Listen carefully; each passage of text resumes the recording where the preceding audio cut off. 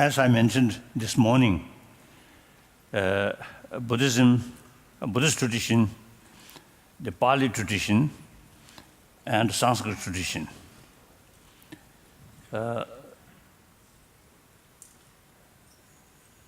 So I think soon after Buddha passed away,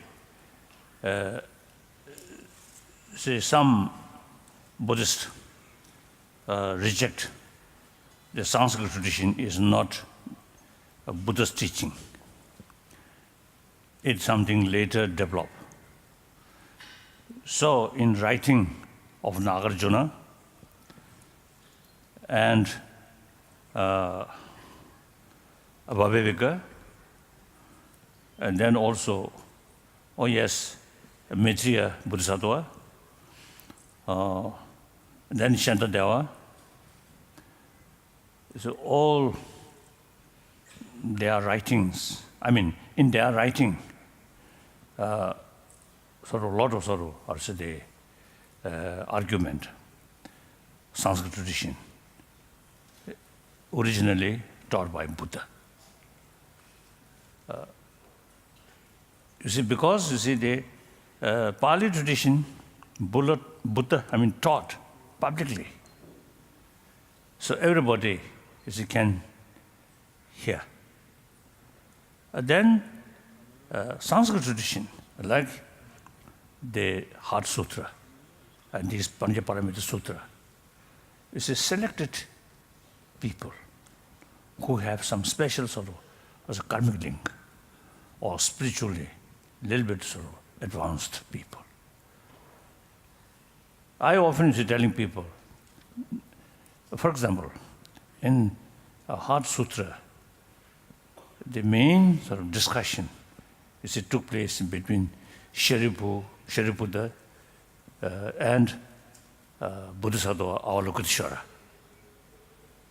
So naturally, Avalokiteshvara, the ordinary people cannot see. Only those people who spiritually, some higher experiences, then they can communicate, talk, they can see.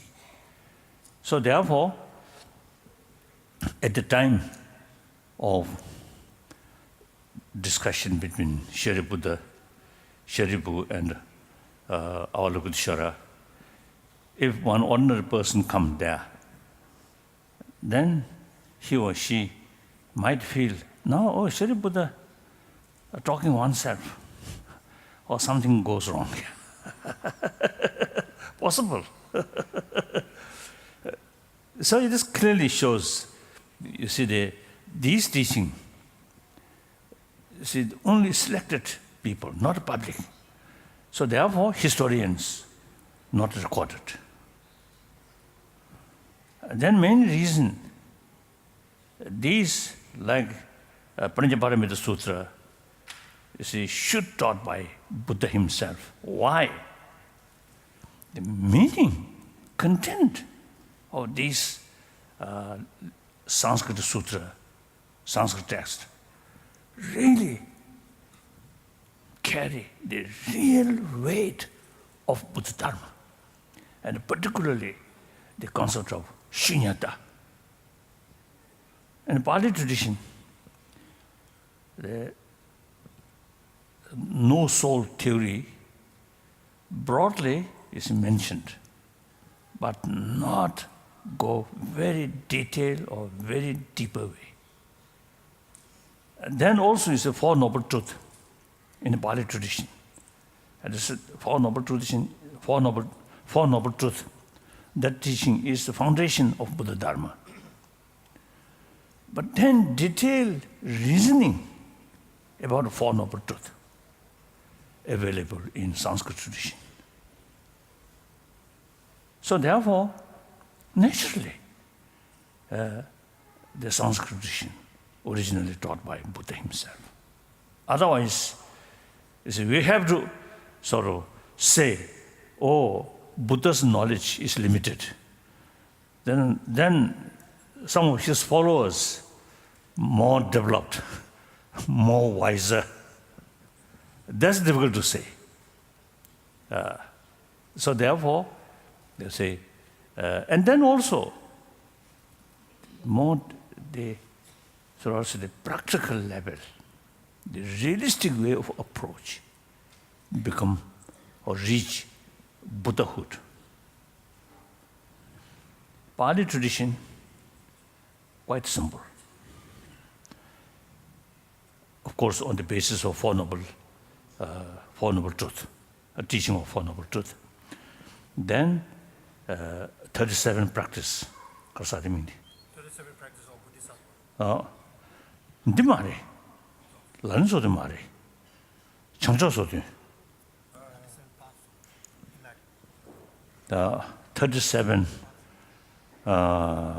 point to enlighten, to reach enlightenment.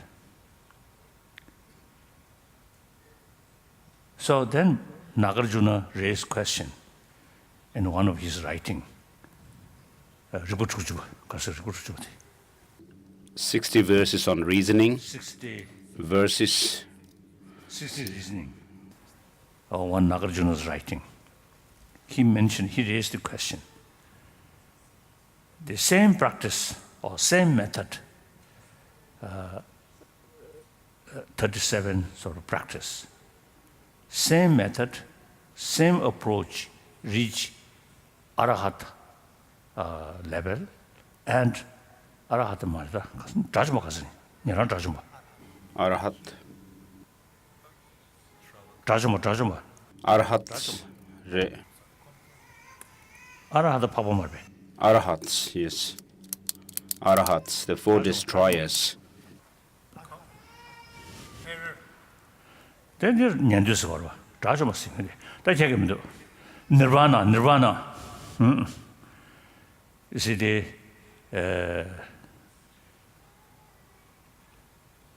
now I think I should sort of speak Tibetan. Nyaran Rajamba Kobantang.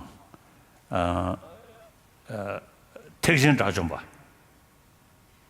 So he's always referring to the arhats of the Shravakas and Spardyaka Buddhas, between them and the Mahayana arhats. There is huge difference. So in the 60 stanzas of reasoning, Nagarjuna says that if there is no difference in the cause themselves, then there can't be difference in the result or the effect.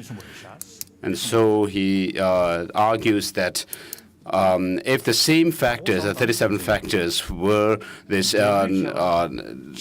cause for someone to become arhat as well as Buddha, then between the result and the effect, the causes, there is incompatibility. And therefore, the greater, the more powerful the cause is, the result should also accordingly be greater. And therefore, the 37 factors alone cannot be the cause for someone to become a Buddha. And therefore, the paths and the grounds, the results taught according to the Shravaka that alone cannot be the cause for someone to become a Buddha as well. So with regard to the Dignakas, Brahmana Samuchaya, and also Dhammakirti's 7 treatises, which are divided into 2 parts, the 3 major and 4 minor texts. And in the 2nd chapter, particularly of this the Pramana Vartika by Dhammakirti, he actually reasons out the 4 noble truths, and not just resorting to scriptural quotations.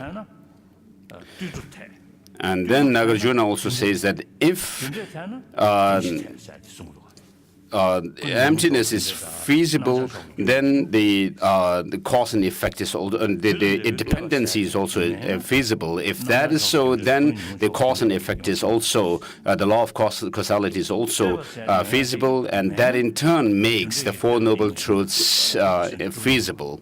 And therefore, if things cannot be dependently arisen, then we cannot also talk about the causality, law of causality as well. And therefore, in the what is taught in the Mula Madhyamaka Karika by Nagarjuna is very detailed explained in Chandrakirti's Prasanapada. And therefore, to argue that the Mahayana, the Sanskrit tradition, is the teaching of the Buddha should be proved by using reasoning and logic, not just resorting to scriptural quotations. You cannot do that just by saying that it is so because the Buddha has said so and so. And then with regard to the Tantrayana, there are people who reject Tantra as the teaching of the Buddha. And then in the Tenjur collection of the Buddhist literature in Tibetan, there are a few Indian masters who have actually argued for the Tantra to be the teaching of the Buddha. And then Arya Deva's the purification of the mind, the defilement of the mind, does that. And he argues that the Tantra is the teaching of the Buddha. And then Chandarakshita also has written Tatuv Samgraha, which also is a text which argues that the Tantra is for the Tantra argues for Tantra to be teaching of the Buddha. So you see, in Buddhist tradition, Theravada tradition, or Theravada not actually Theravada is not about a vehicle as such, a vehicle or. So it's one sub-school within the. So it's called Theravada, a sect of the Theras or the elders. So which is one part of the 18 schools within the Vaibhashikas. So within the Vaibhashikas, there are the four main schools, and then these four in turn subdivided into the 18. And I can't remember the details. And so one of the major schools within Vaibhashikas is Theravada, and then there's Mahasangikas, and then there is the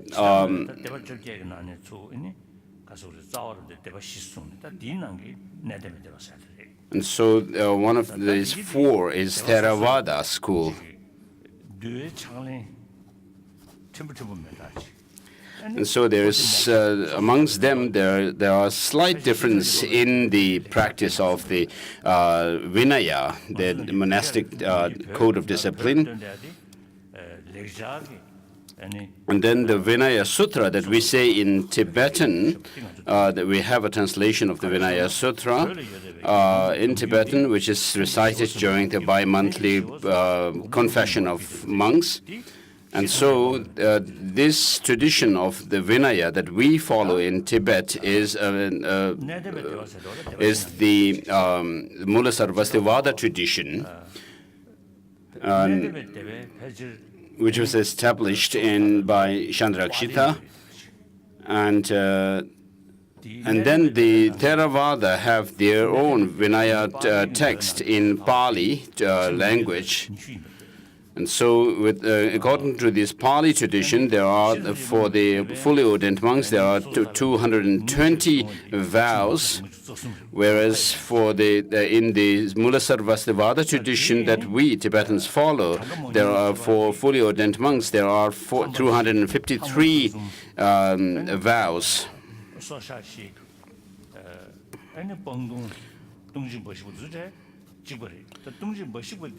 And so, except there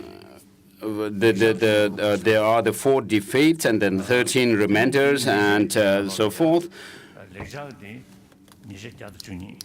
Whereas in the section of misdeeds, in the Sanskrit tradition that we follow, there are 112, whereas in the Pali tradition, there seems to be 70 of them.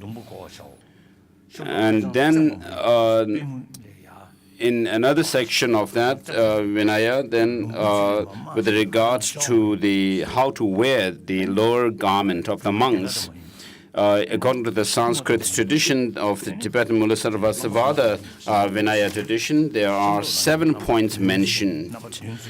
And so as to how to wear this lower garment, the shamtap.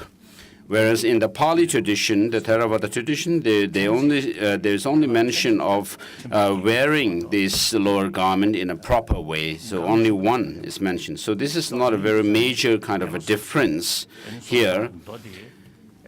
And so the Vinaya Sutra in the Sanskrit and the Pali tradition and may be different. And then within the Pali tradition and the Sanskrit tradition, there may be also some differences. But the main vows that the monks follow or keep, which are kept by the Sarvastivada tradition, the Tibetan Vinaya tradition, and the Pali tradition, this Theravada tradition now, are same. And so in the past, people have written books where they mention that Tibetan Buddhism is a Lamaism and not real, true, authentic Buddhism. This is due to their own ignorance. So I'll tell you a story here. I think that much. I think I can speak in my broken English. One time in Australia, the World Parliament of Religion, one meeting took place in Australia.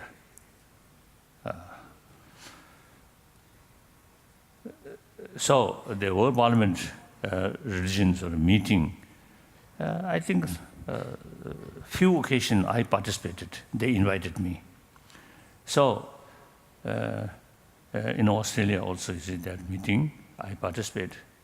And there are 2 Burmese monks participate in that meeting. So the 2 Burmese monks, you see, want to see me. And then, of course, I have deep respect and admire the Burmese Buddhist tradition. So I welcome, I received them, 2 monks. So after we sort of exchange some greetings, then they say, oh, we are follower of same Buddha, Buddha Shakyamuni, but we have differences. Then I told, oh yes, there's differences. However, the Vinaya practice, the monastic sort of system practice is the same. I told them. I explained our Pratimoksha. And then I mentioned the precepts, about 253. And according to Pali, about 220 or something, I mentioned. Then these 2 monks expressed, you see, a little bit of surprise. Oh, you also have this kind of practice. Because they misinformed. Tibetan Buddhism is Lamaism, not genuine Buddhism. So then I immediately, you see, I reflect, you see, that kind of wrong conception. Then, after our discussion about Vinaya practice, then they very much appreciate. We are same foundation. So like that. So Pali tradition and Sanskrit tradition. Then Sanskrit tradition, in India, I think after Buddha, I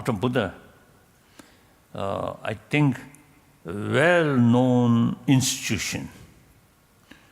I think firstly, Takshashila, now in Pakistan. Which century? Between 6th and 7th. No, Takshashila. It was after Takshila, the first part is around later 3rd century. 3rd century. And meantime, then the Nalanda institution started. I think Nalanda also, 2nd century.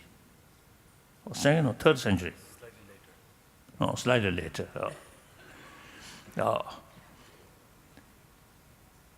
Then later, the Brikamalashila institution.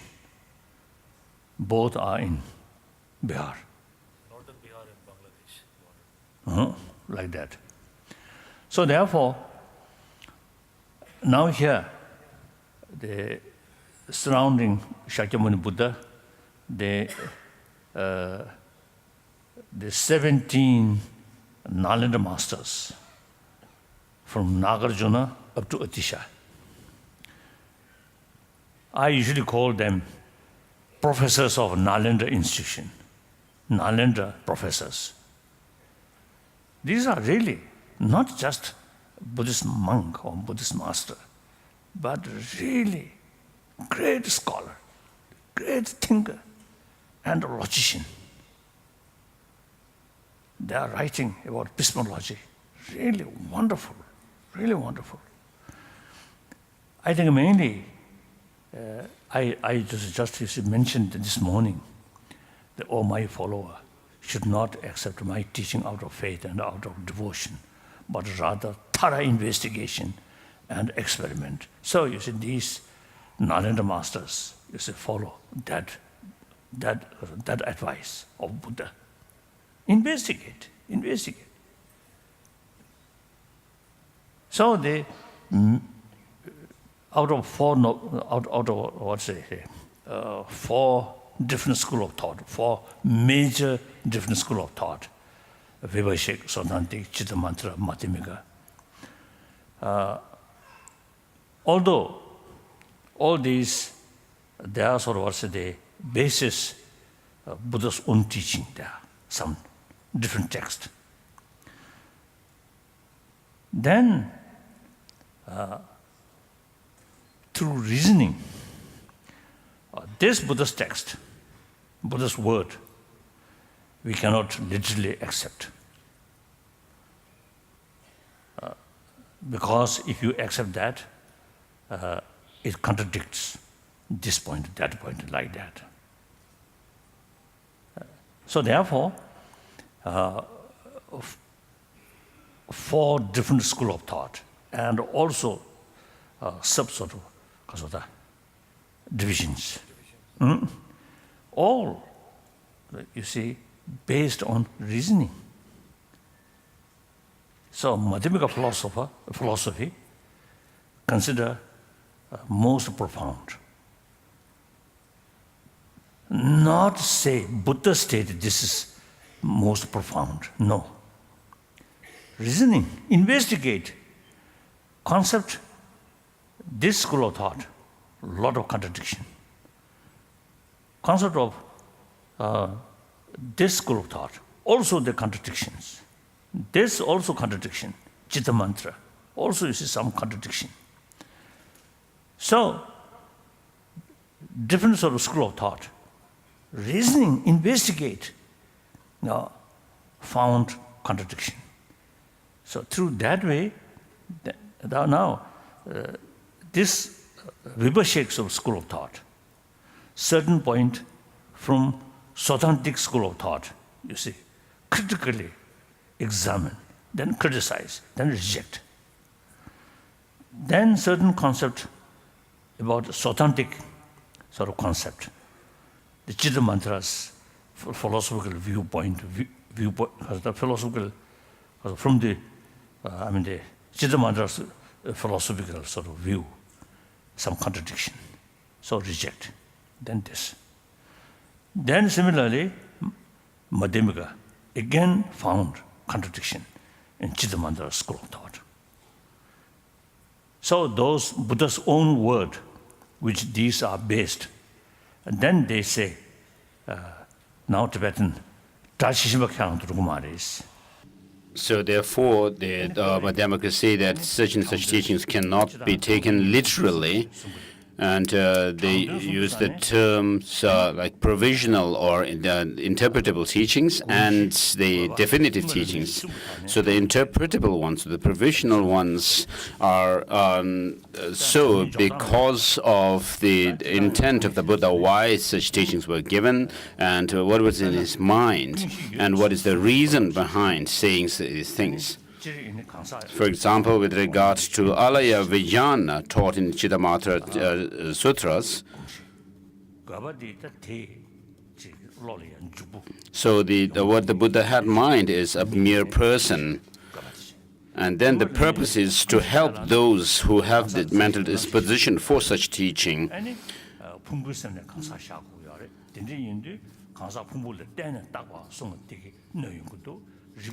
But then the contradiction here is that if the person were, as the Chittamatra do, if the person were to be posited from within or amongst the five aggregates, then we should be able to find someone as the person when we do a critical analysis into the person. But that is not possible. You cannot actually find a person amongst the five aggregates. And therefore, this goes against, to posit Alaya Vijnana goes against reason. And therefore, these teachings cannot be taken literally. And then in the Prajnaparamita Sutra, for example, the Heart Sutra says no phenomena can be taken as intrinsically existent.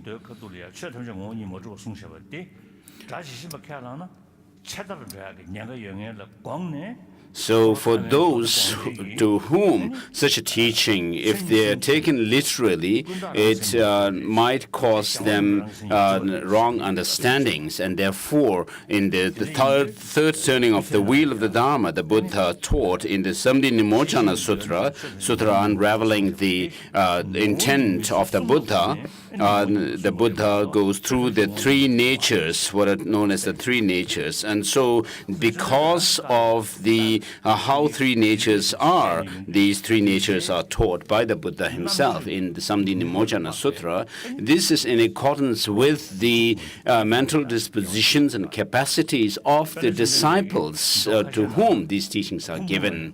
And therefore, in certain teachings, the Buddha has indicated that the five aggregates are like the burden or the load, and then the one who carries this load is a person, and therefore it's as if indicated that there is a person separate from these five aggregates, and therefore compared to the teaching where the Buddha says that there is no person apart from the five aggregates. When you look at that, then this kind of teaching where there's an indication that there is a person apart from these five aggregates is found inconsistent. And therefore you need to find these inconsistencies within the teachings or contradictions by using reason and logic. And if you were just to resort to some scriptural quotation, then you would have to find another support from Scripture to be able to hold on to that position, for which again you need another scriptural quotation. So there would be infinite regress. And therefore, you have to use reason. And then, when you actually find difference between, try to see the difference between the non-Buddhist and Buddhist traditions, you would have to use reason as well. And therefore, Master Nagarjuna uses lots of reasonings, using reasons, and then the syllogistic kind of logic and so forth. And therefore, Dignaka, who was the disciple of Vasubandhu, and in fact, the disciple of Vasubandhu who was greater in terms of the logic and epistemology than his own guru. And then, as I said this morning earlier, as I mentioned earlier, Dharmakirti wrote commentary, the 7 treatises of logic and epistemology. And in the early part of this century or the last century, one Russian scholar actually translated the Brahmana Vinishchaya, Sherbatsky.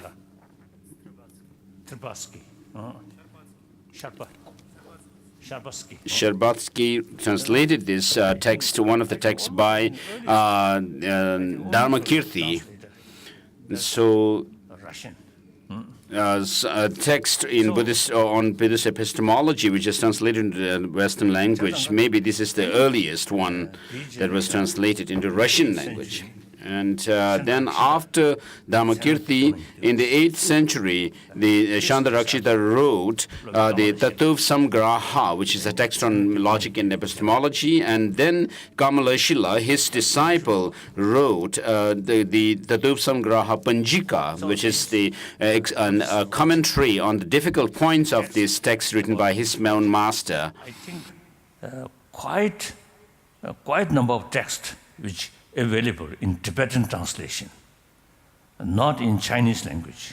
I think Chinese translation, Paramita Sutra, lot of translation in Chinese language. I think 2nd, 3rd century, 4th century, I think already, lot of translation.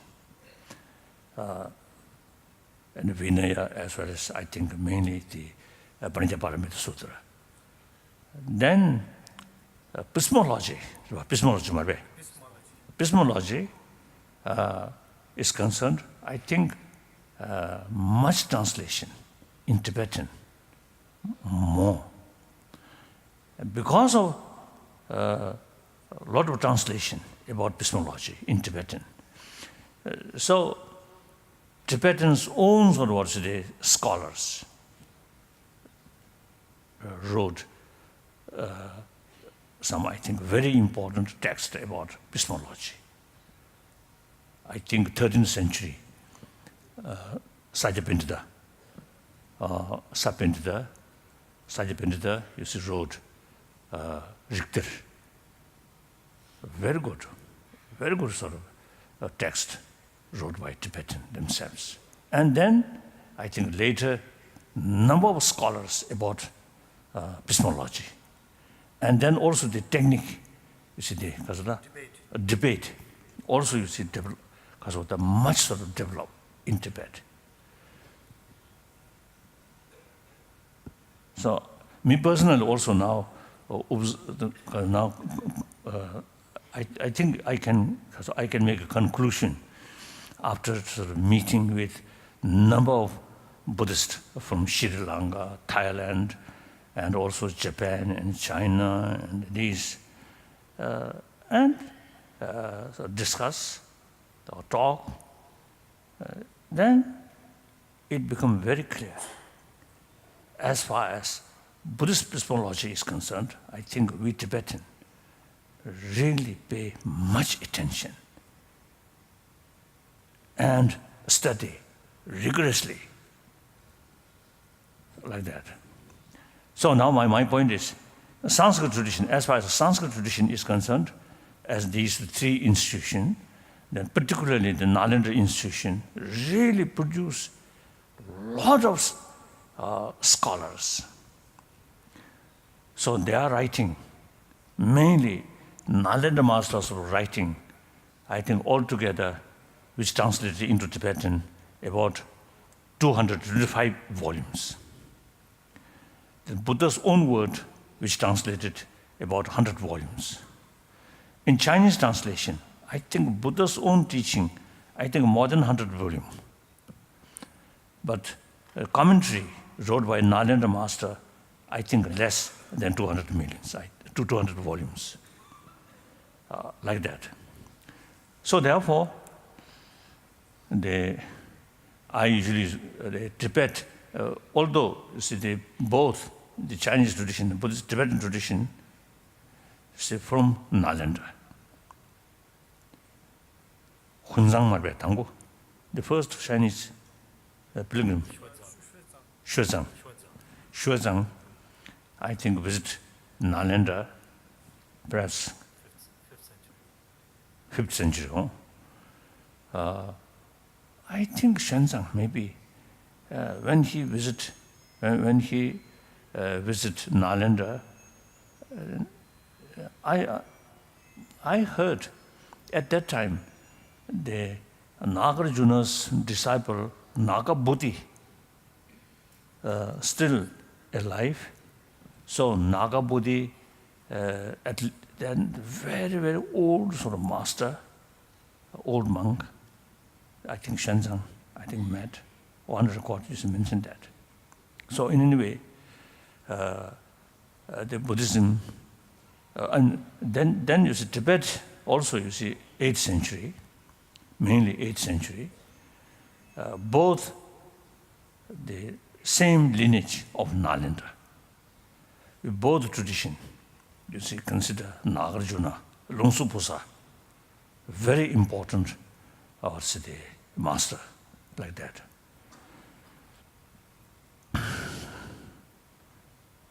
So I usually say that Tibetan Buddhism is pure lineage of Nalanda tradition. And in the meantime, till now, the way we study, firstly, we memorize all important, all or some important sort of root text, memorize by heart, memorize. So my own case, I think my age around 6, 7, I already started memorizing some of these root texts. But at that time, no interest. My only interest is play. Play with water or running here and there like that. But because of my tutor kept one whip, one yellow whip. At that time, my elder brother and myself studied together. So my tutor kept 2 whips, one ordinary whip, that's for my brother, another whip, yellow whip, that's suppose the holy Dalai Lama. But then I know, you see, if you use the holy whip, I know same pain, no holy pain. So out of fear, I study, memorizing these things without knowing the meaning. Then gradually, word by word, explain. Furthermore, through debate, I said the precise because of meaning.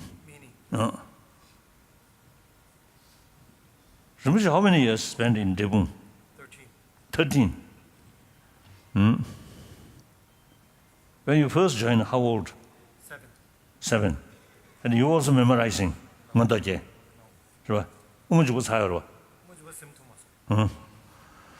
So like that. So therefore, I think the Tibetan tradition, which introduced by the Kasa, Shantarakshita, 8th century, So that's way, I mean, that's the sort of the system of Nalanda, memorizing the root text. Then each word explain. Then further sort of,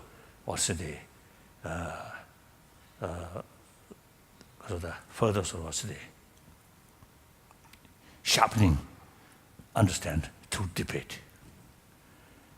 So the way debate, you see, raise a lot of questions, mainly contradictory questions, appears as a contradiction, raise these questions, then debate.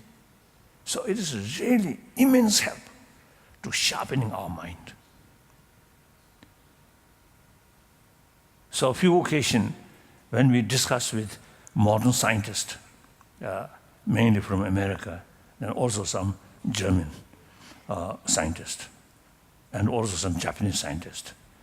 So you see, these scientists, some scientists is really very much impressed the way we study.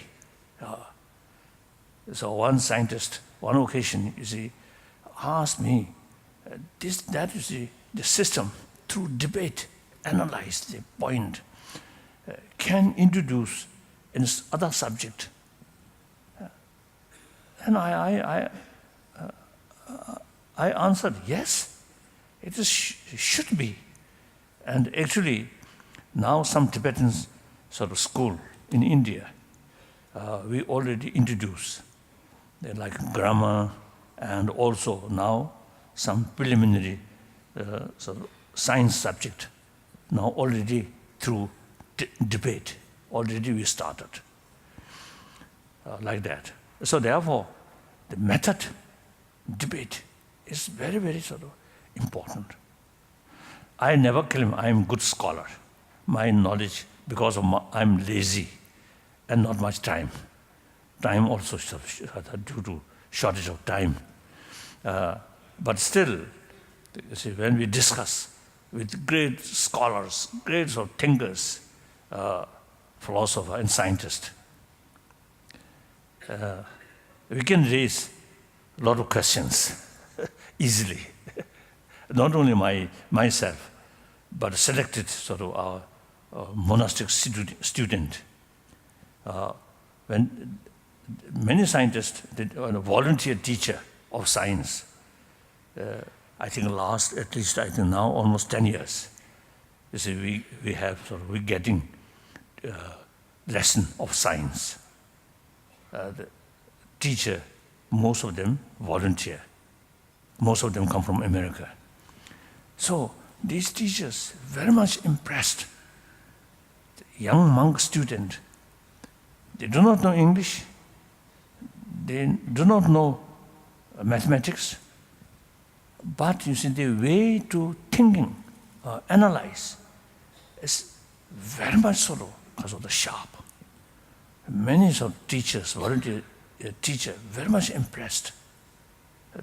Some of them I met, you see, they told me like that. So this is nothing special. It's a Tibetan brain is something special. No, same human being, same human brain, but the sort of method, study, use reasons. So that really makes differences. So, generally speaking, my mind also quite sharp. So this is not something very special. All sort of these people who training that way, quite sharp, quite capable to analyze things. That because you see, whenever after I study the Pramana Vattika Karika, how to say? In English, how to say? Commentary on the valid cognition. The one special text, the Dharma text. After I study that, my mind become, you see, whenever you see something or something heard, the first reaction is, why? How? This always comes automatically. So that brings investigation. Because, you see, the way of sort of looking things, not easily accept. Why, how? The science also like that. Mainly how. So investigation, I think I may sort of mention here. Some people, some scholars says, Buddhism is not a religion, but Buddhism is science of mind. It's quite true. And then also,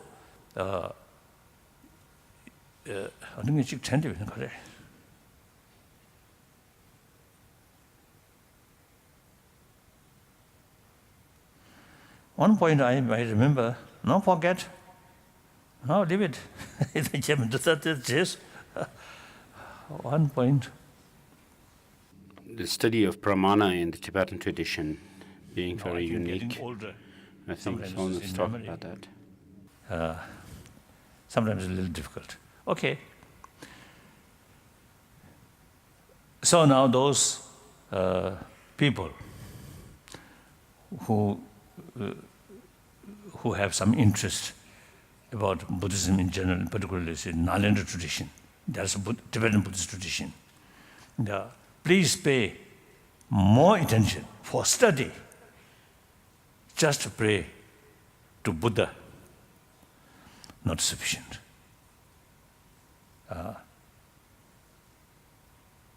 In recent years, some pain, some sort of difficulties about my knees.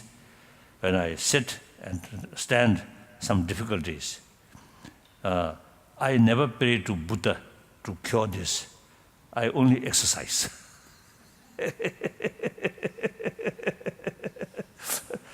So that's Buddhist way. You see, you should make effort about causes on preventive measure, not prayer. Should not expect some blessing, some miracle. Oh, one time in England, my talk,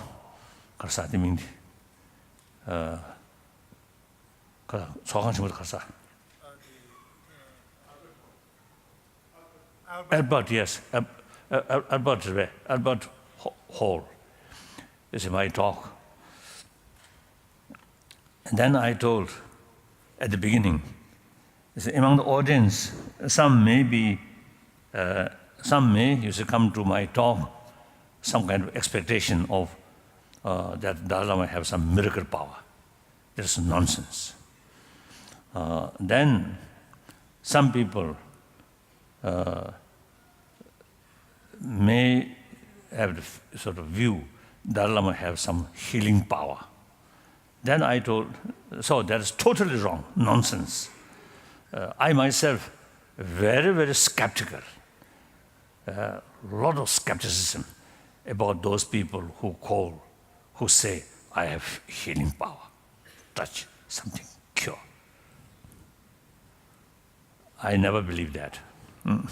So then I express, if there are some real sort of, people who have real healing power, then I want to meet, because you see, a lot of itching here, some skin disease, so I want to cure that through healing power. So then, next day, real healing power, I received some ointment for the sort of itching. So that's real healing power. Like that. As a Buddhist, we should not be sort of also the superstitious way. We should not believe some miracle or these things. We should be practical. We should train our mind. We should change our mind.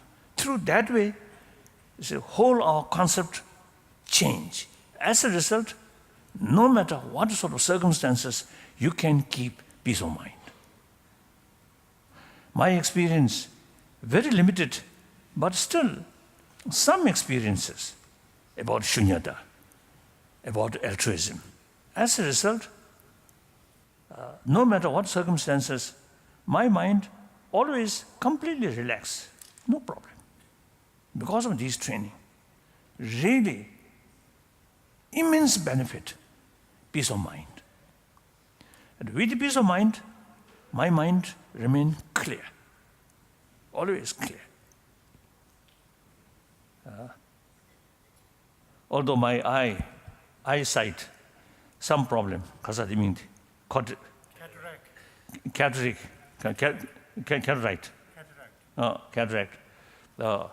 So sometime, I think 2-3 years ago, you see, removed that. And then with help of the glass, see, my mind, when I look here, I already see what things here and there. So my mind, recently I was in America, you see, the security agent, the State Department provided always. So when we go through one sort of corridor, I saw immediately one sort of muffin cake, muffin, and pipe on one pipe, one muffin there. So when we moving, I saw that, and I asked the security person, "What is that?" He never saw. Then afterwards, when again you see coming, that no longer. I asked, "Where it gone?" He ate it. The next day, 2 muffin there. I don't know. Like that, you see. Mind quite sharp, alert, very helpful. Then eyesight, you see, main sort of decision you should take by sort of mental, the main mind by mental. So even though you see, eyesight very good, but mind not that much active, then just look there. So therefore, you see, these training of mind really very, very helpful. And meantime, you see, main mind keep completely relaxed. Then all mental function can carry effectively. Main mind disturb, a lot of frustration, anxiety, stress, then difficult. And health also. One occasion I met some, of course, occasionally some Nobel laureate meeting, you see, happened. So one Nobel laureate, we simply, you see, so the casual talk about age. And I told my age now already, then I think 2 years, 1 year ago. So my age is 78. Then Nobel laureate does not believe that. Oh, you must be younger than 78. Then I told, oh yes, the birth, I born 1935. He still refused. No, must be wrong. So judging my face, you see, looks a little bit younger. Then some physician also, you see, occasion medical checkup, medical treatment. So that physician used to describe me as a young patient. And I refused. No, I'm not a young patient. Then I think 76 or something. Now old person, already 76. And then he responded, yes, he knows my age, but your physical condition looks in 60s, he mentioned. So all this, nothing special sort of, so the food or special medicine, nothing, but mental state, quite calm. So that's my own experience. So everybody, you see, taking care about your health, isn't it? So therefore, you see, if you really take care about your health, then must pay more attention about peace of mind. That's really most important factor for good health. Clear? So that's one reason about secular ethics. Doesn't matter, believe religion or not, believe God or Buddha or not, doesn't matter. In order to be healthy body, healthy mind, peace of mind is very, very important. Peace of mind, not through meditation, but through analytical meditation. So now that's introduction about basic sort of Buddhist teaching. So I describe Buddhist way of practice is utilize human intelligence maximum way, through that way transform our emotion. That's Buddhist way of approach. Okay. Now, text your way. Heart Sutra text. In commentary wrote by Nalanda Masters, there's a few commentary about Heart Sutra in Tenjuru.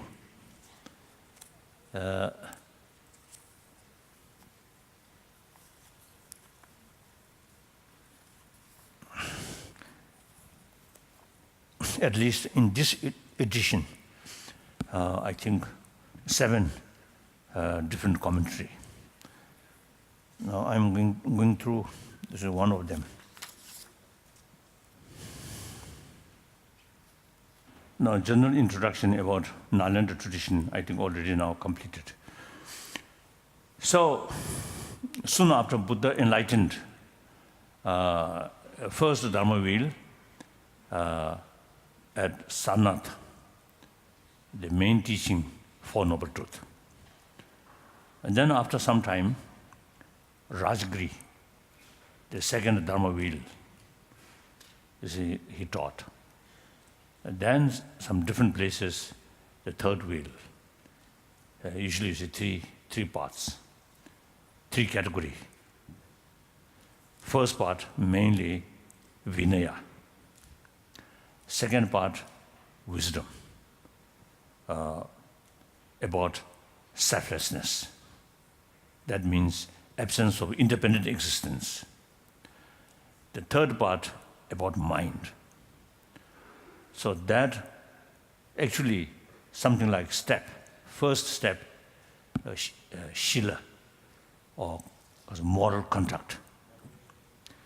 That create basis of mindfulness. Introspection. Introspection. Introspection. That's the main method about single-pointed mind. So first, Shila, that creates basis of mindfulness and introspection. Then, second Dharma Wheel about shunyata. Third,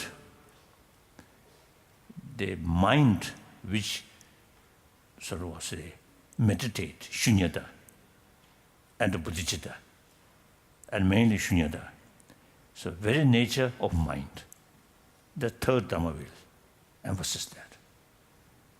So then Tantrayana, the unique proper way of practice of Tantrayana is the mind, again, grosser level, more subtle level, most subtle level. So Tantrayana, there's some special thing about Tantrayana is try to activate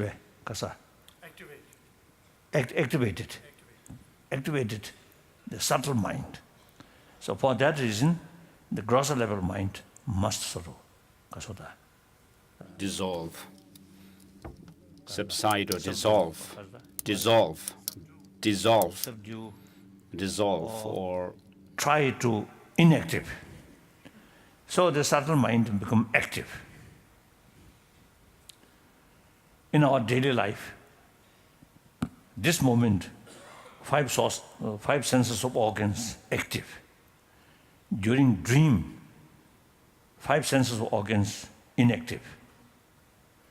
Mental mind, only mental mind active. Deep sleep without dream, further deeper level of mind. So brainwave, the brain specialists, they also now make you say, they can say, observing the brain activities. Now this person dreaming. Now this person deep sleep, they say. So movement, brain, different level. So our actual experience, awakened state, when senses of organs fully engaging or active, one level. Dream state, deeper. Deep sleep, deeper. That way, when we faint, or usually we call coma, deeper level of mind. The deepest at the time of death. So, more deeper level of mind is transformed as a sort of wisdom. Then it is very, very effective, very powerful. So that's a unique thing about tantric practice. So the third Dharma Wheel, which is stress about about mind itself. So that something like this is first step, second step, third, fourth, fifth, like that.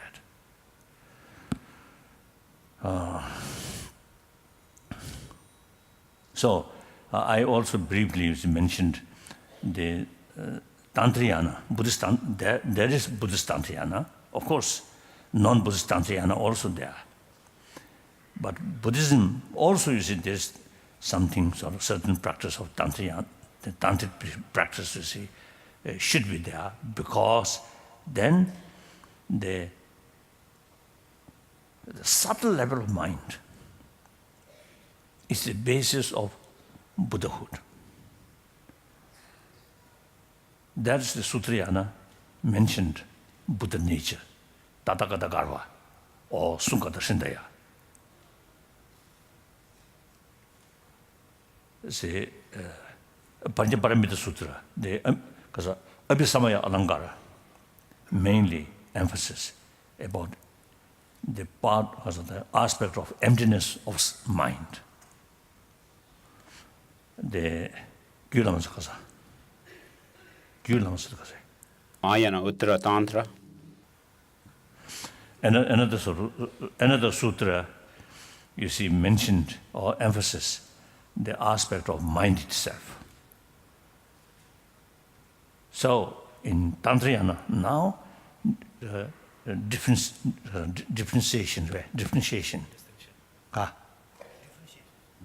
differentiated, different level. So more subtle level of mind.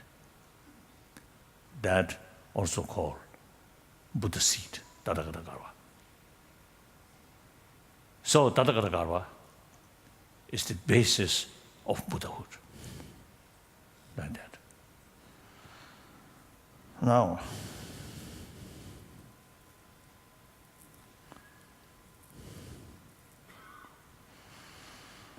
so now, the very name of this text, Shiriji Paradushima. The Blessed Mother, the heart of the perfection of wisdom. Now I think I should explain through Tibetan. In Sanskrit or in the language of India, Bhagavati Prajaparamita Hridaya. And then the title in Tibetan, Chomden de Mashirab Kiparadu Chimbe Nyingpo. So here, the Chomden De, which means the Bhagavan or Bhagavati, refers to someone who has overcome the four maras or the four demons. Within the 4 demons, there are the 4 demons which are the afflictions, and then the 4 demons which are the obscuration to knowledge. And so these are, from the point of view of the subtlety, level of subtlety of these maras or the demons. And then someone who also has, the Bhagwan refers to someone who also has the 6 excellent qualities. And so Bhagavati refers to this. Then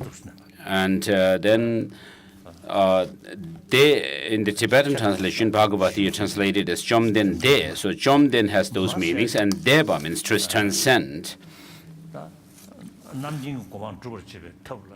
And then mother here, regarding this term mother, the method part of the practice is termed as the father, and then the wisdom is termed as mother.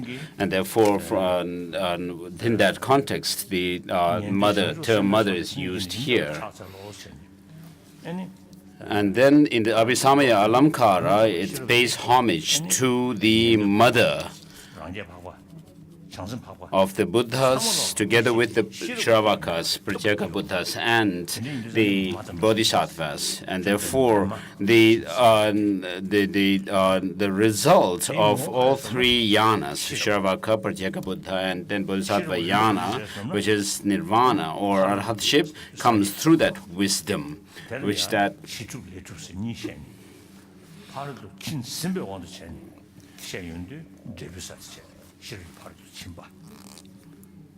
And so the perfection of wisdom can be understood in terms of the result, the final goal that we reach. And then it also can be understood in terms of the instrumental case, which is that which the method or the path which leads to that goal. And so perfection of wisdom, the perfection here can be referred to the final ultimate goal and also the path. So the path is within the trainees themselves also, the bodhisattvas. And so with regard to the perfection of wisdom teachings, in Tibetan translation there is the 100,000 verses of Prajnaparamita, and then the 25,000 verses, and then the 18,000 verses, and so forth. And then a shorter version is called is the 8,000 lines of Prajnaparamita. And then there is also said to be in Chinese translation with regard to the 100,000 verses, or there is the extensive and then intermediate length, and then the short length. And in the Tibetan translation, we have 12 volumes for the 100,000 verses, and then the 3 for the 25,000, and then 1 for the 8,000 verses, which makes up 16. And then there are others, such as the 18,000, and then the Diamond Cutter Sutra, which is also called the 300 or verses of Prajnaparamita or so forth, which is very well known and renowned in China. And then there is the short version of the Perfection of Wisdom Sutra, which is called the Perfection of Wisdom in 25 verses, which is the Heart Sutra. And then there is the Prajnaparamita Sutra, which is just one letter, A. So A here in the Sanskrit is a negative term. And so what it signifies is that things do not exist the way they appear to us. And therefore, just the sound of A indicates that negation of the things. So it doesn't really, it's not going to be so that beneficial just to recite like that. And so we need to study the Prajnaparamita Sutras.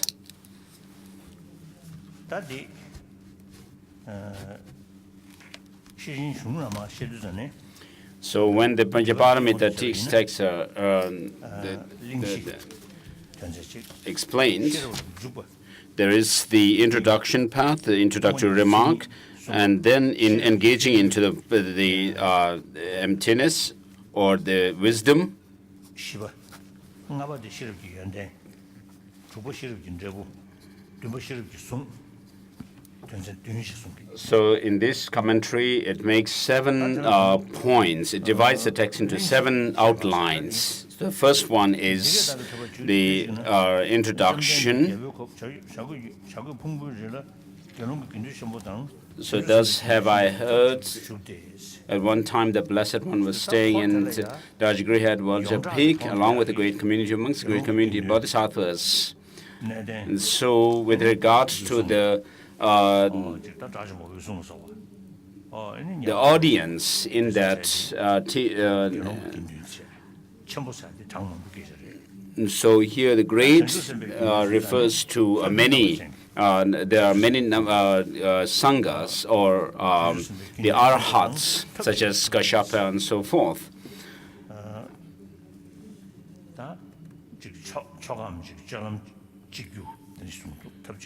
And so in one method, there is this mention of they gathered in one method. And then it says at that time the Blessed One entered the meditative absorption on the varieties of phenomena called appearance of the profound. Now this is source of blessing for protection of my knees. Not prayer, but a practical source of blessing.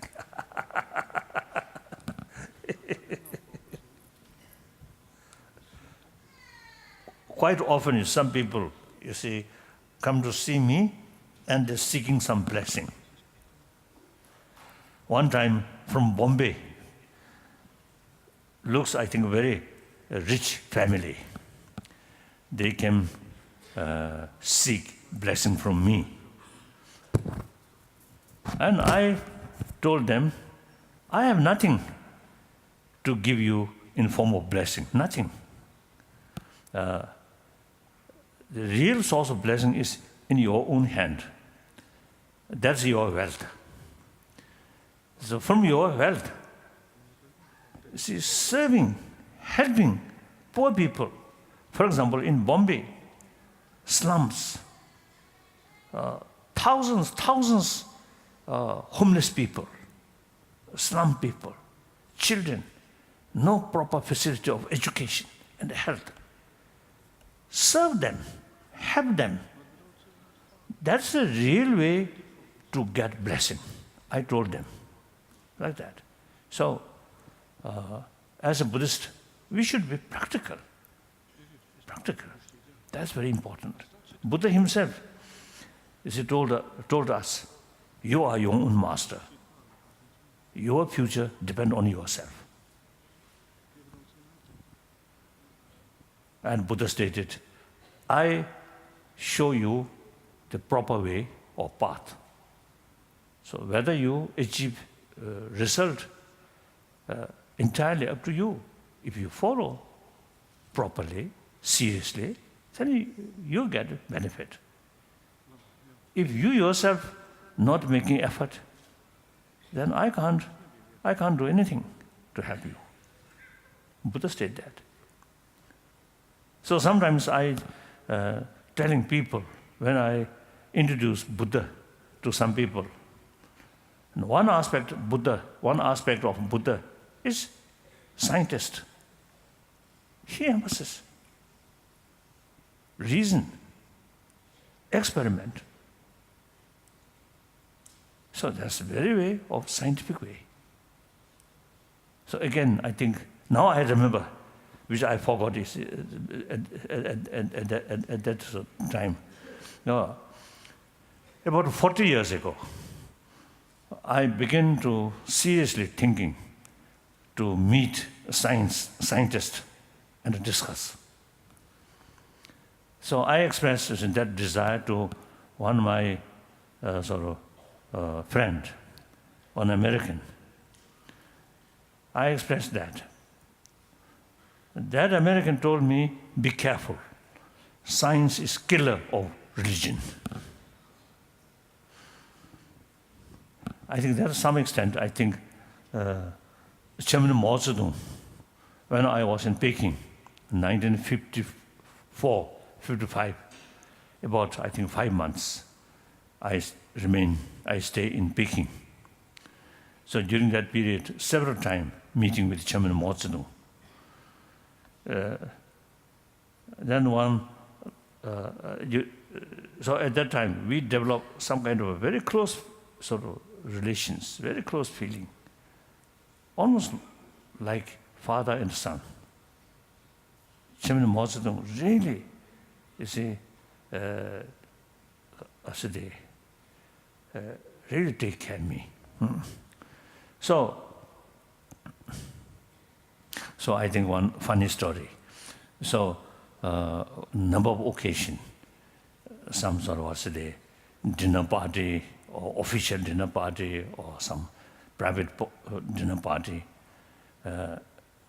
When Chairman Mao there, he always called me sit beside him. So as Chinese tradition, you see, the meals, chopstick, use his chopstick and put in my plate, like that. So one way, quite great honor. Chairman Mao himself helped me. One way, he quite often coughing and a lot of smoke. Chain smoking, right? Chain smoking, a lot of coughing. So his chopstick may bring some germs from his mouth. Okay, so a little bit sort of uncomfortable. One way, great honor. One way, a little bit uncomfortable. So then, one last meeting, Chairman Mao Zedong, just the day before I leaving from Peking, he sent a message. He want to see me, like that. So then a lot of sort of talk. He really gives me really useful advice, how to lead people, how to sort of talk to people, and like that, so on. And he want to keep close contact with him, like that. So then, last moment, he come to closer to me, and he told me, your brain is a very, very scientific way of thinking. Then he told me, religion is poison. So I think this morning, one question, I think similar. So Mao Zedong, I think, very much sort of against religious institution. So then religion generally, they feel it's some kind of exploitation. Religion used as an instrument for exploitation, like that. And then Mao Zedong used to feel religion is something superstitious. So Mao Zedong do not know what is the detailed thing. What is the real meaning of religion? Compassion. Then the very motivation of revolution is sense of concern of poor people, working class people, too much exploited people. So you see, against the small group who really exploiting. So that itself, compassionate motivation. So genuine revolutionary people, how can against sense of concern of others' well-being, especially poorer section, less privileged people's sense of concern of less privileged people, it's wonderful. It's a real motivation. Carrying movement, revolutionary movement, like that. So you see, generally, you see people, scientific mind and religious faith cannot go together, that kind of impression. So Mao Zedong also told me like that.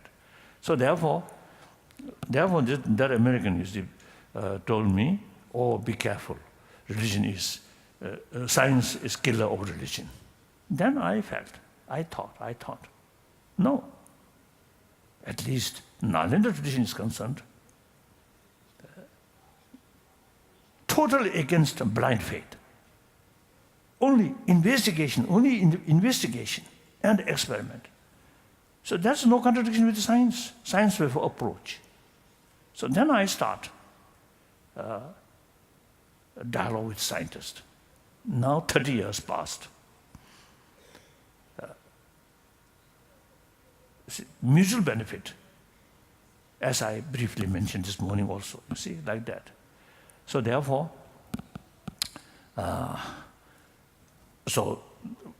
according to Buddhism in general, particularly the Nalanda tradition, you must study and analyze things. Very, very important. Now this morning, someone, you see, raised question, the purpose of reincarnation. According Indian tradition, life after life, that concept already there. I think theistic religion also, there is no previous life, but future life is something there. After death, you rest some period in coffin. Then after final judgment, either go to heaven or go to hell.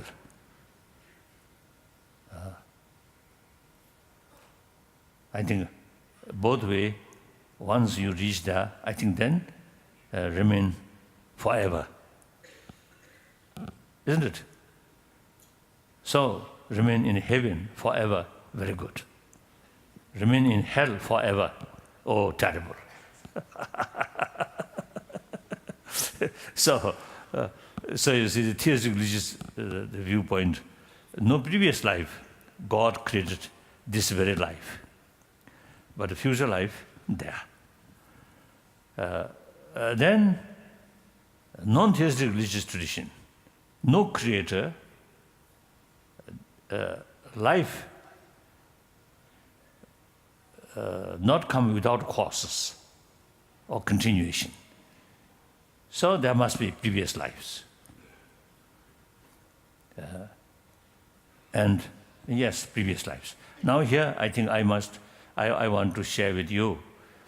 There's one occasion, I think more than 15 years ago, one important Indian religious tradition, Sikhism, one interfaith sort of meeting there, the Amritsar.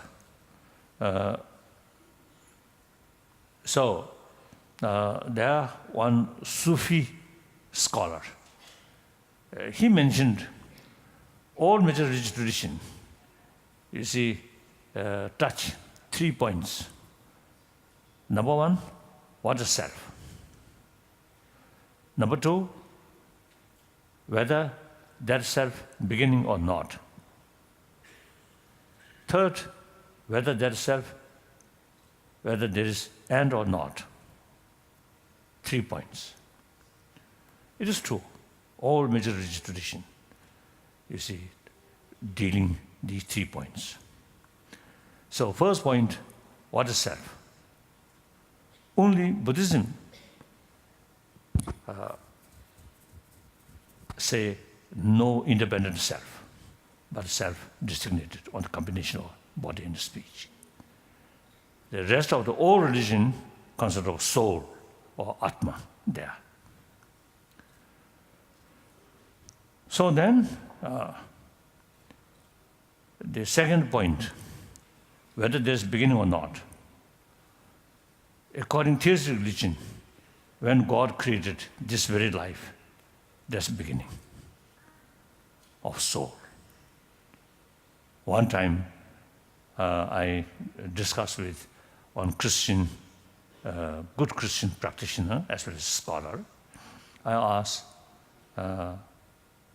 according Christian sort of also the concept, what is wrong? The concept of previous life. And he said, no, this very life created by God. So that's very powerful, very, very powerful. this very life, this soul, directly come from God. So that brings special sort of closeness feeling with God.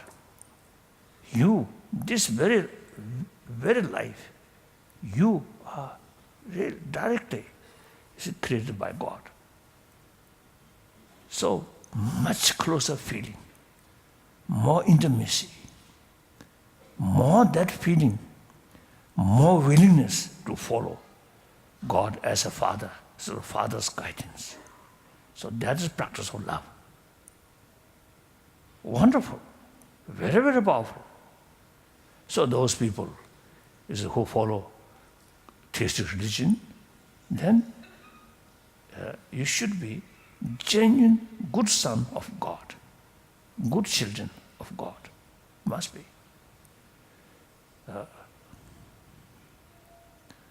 So sometimes the religion itself, you see, create more divisions, more complications. Now, for example, nowadays, these days, these very days, you see, some fighting between Sunni and Shia in many Muslim countries, and Christian and Muslims. Now, unfortunately, now recently in Burma, and also some extent in Sri Lanka, conflict between Buddhist and Muslim. Very sad. And Northern Ireland, Protestant and Catholics. So sometimes you see religion itself is making more divisions, more hatred. Very bad. Very, very unfortunate. So therefore, as I mentioned this morning, you see, we really need serious effort, constant effort to bring harmony among different religious traditions. It is very possible. Look, India is a living example. I think several centuries, all world major religious traditions live together in India. Beside homegrown religion, all major religion from outside also, you see, deeply rooted in India. So occasionally some problem here and there, that's understandable. But overall, very harmonious sort of relations, very good, wonderful. So one most populated democratic sort of country, possible, different religious traditions live together. So the rest of the world also should be possible. Different religious traditions live together. So this, I think, is very possible, and therefore it is really important to make effort to develop harmonies among the different religious traditions. So now,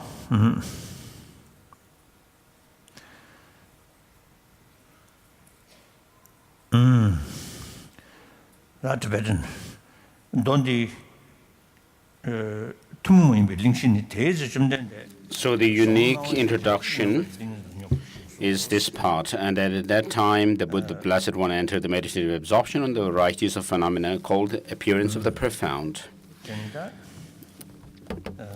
It is the uncommon introduction, and so with regard to the teaching of the Buddha, there is a teaching which is spoken by the Buddha himself, and then there are teachings which are blessed, and then there are teachings which are permitted by the Buddha. And so in this case, the Heart Sutra is the second comes into the second category of the teaching by blessing the Shariputra, and then he questions Bodhisattva Avalokiteshvara, and they have discussions. And so now, with regard to this term, the appearance of the profound, although there is nothing mentioned in the commentaries about this phrase, perhaps it shows the meaning of emptiness as clearly defined by Master Nagarjuna, which is to say that the emptiness in terms of things being dependently arisen. And so whatever is dependent is said to be empty. Nagarjuna says in the Mula Madhumika Karika, and that is the designated through dependence, and that is the middle way, he says. So he doesn't say that we cannot find things when we really look for them, when we search for them, and therefore it is empty. He says that they are dependently arisen.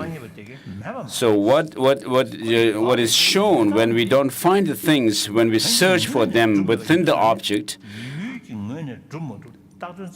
that though things do not have any objective independent existence, yet they exist by way of dependence on other factors. And therefore, if you look for the thing in itself through various analysis, such as the four ways, the Tetralama reasoning, and so forth, you cannot find anything objectively. So this is what exactly is found in quantum physics. They sort of try to investigate what is the reality of this flower. This just sort of combination of particles. Further goes each particle, atoms, quarks. Further go, nothing. So the quantum physicists, they find some sort of dilemma. What is the reality? So we usually used to take for granted there must be reality. There must be something. Must exist objectively. That's reality. So as far as sort of matter is concerned, through quantum physics analyze, you can't find. So then they feel, oh, there's nothing. So this concept, one my Indian physicist, nuclear physicist, my Indian friend, Raja Ramana, his nickname is India's Sakharov, Russian Sakharov, who built nuclear weapon. So the India's, he also is among the one scientist who built nuclear thing. So his nickname, India's Sakharov. One time, you see, he told me he found Nagarjuna's work, the concept of quantum physics already there. So as an Indian, he really feel proud. We Indian, 2,000 years ago, already found the quantum physics. And modern, in the West, and modern science, quantum physics recently sort of found like that. So that's similar as far as matter is concerned. Analyze, you can't find. So the very nature of existence is due to other factor, not by itself. So absence of independent existence, that does not mean does not exist. Things exist. Because it exists not independently, so we can't find. But it worked because due to other factor, it exists. Clear? So here, two words, Tibetan, samo, nawa. Samo. The two words are the appearance of the profound, and the profundity here refers to that. It worked due to other factor.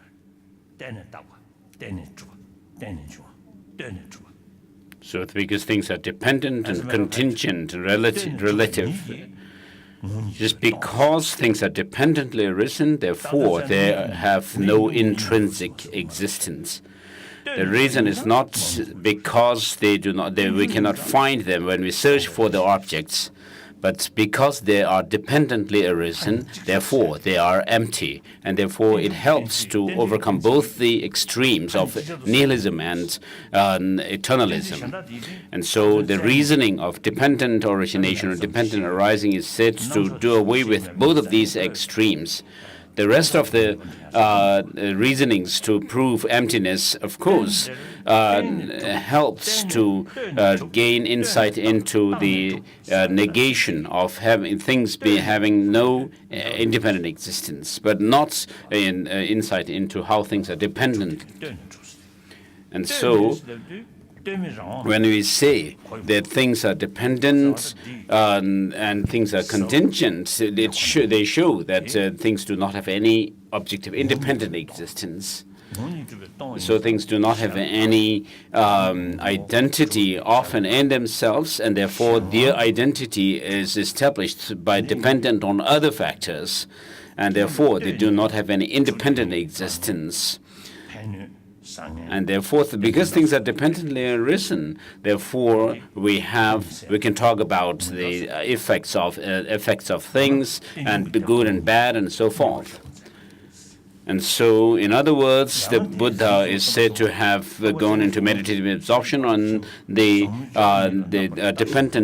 suchness or the reality of dependent origination. At that time as well, the noble Avalokiteshvara, the Bodhisattva, the great being, clearly beheld the practice of profound perfect and wisdom itself and saw that even the five aggregates are empty of intrinsic existence. And then the next topic is entering into the wisdom. According to this text, there are 7 outlines. So we have covered the introductory remark, and then the next is entering into wisdom.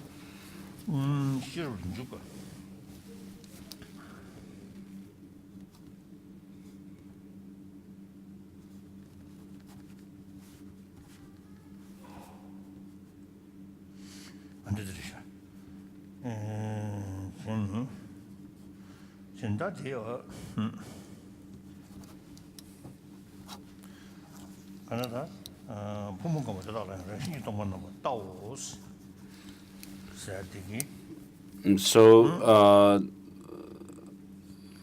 the Avalokiteshvara saw that even the 5 aggregates are empty of intrinsic existence.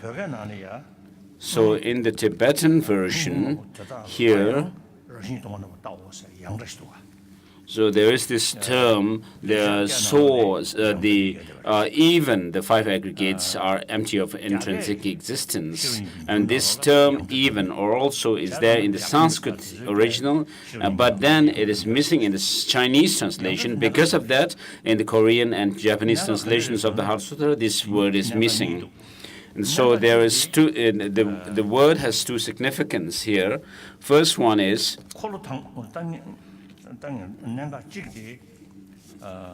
so one of these is during the first turning of the wheel of the Dharma, the Buddha taught only selflessness of persons and not selflessness of phenomena. And therefore, the Vaibhashikas and Sutrantikas talk about only the selflessness of persons and not the selflessness of phenomena. And therefore, they are termed also as the lower schools of philosophy within Buddhism. And then the Chittamatra and Madhyamakas are called the higher philosophical schools because of teaching both the selflessnesses. And during the first turning of the wheel of the Dharma, the Buddha also elaborated the 4 Noble Truths through the 12 links of dependent origination. And when he talks about how someone is brought into samsara through the 12 links of dependent origination, beginning with the ignorance and how that person is actually goes out of the samsara. But he does not talk about the person as such. He doesn't mention who goes into this cycle. And the reason is because he was going to teach about the selflessness of a person, that there you cannot find a person objectively. And so when it comes to teaching about the five aggregates also, the Buddha goes into the specific and the general characteristics of these five aggregates as well. But he doesn't go into the person as such. Whereas during the second turning of the wheel of Dharma, because the Buddha was taught the selflessness of phenomena, and therefore this term even has significance here, because not only the person is empty but of intrinsic existence, but even the five aggregates, which are the basis for the person's designation, are empty of intrinsic existence. And then this also has a significance of understanding that as long as you are unable to do away with this clinging to the five aggregates and to having some kind of a true existence, you will not be able to overcome the clinging to the intrinsic existence of the person as well.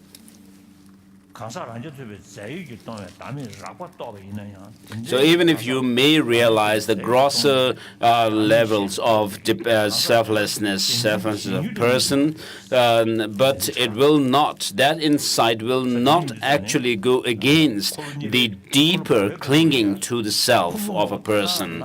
And so this term, or even on the one hand,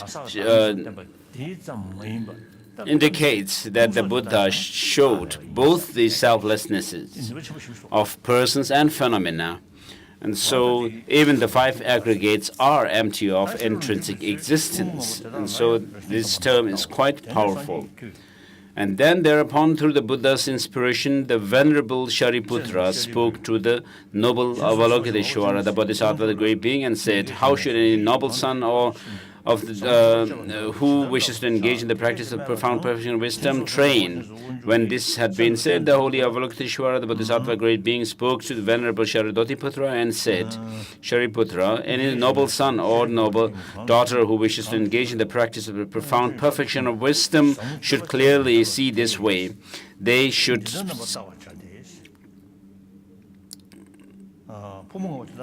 see perfectly that even the five aggregates are empty of intrinsic existence."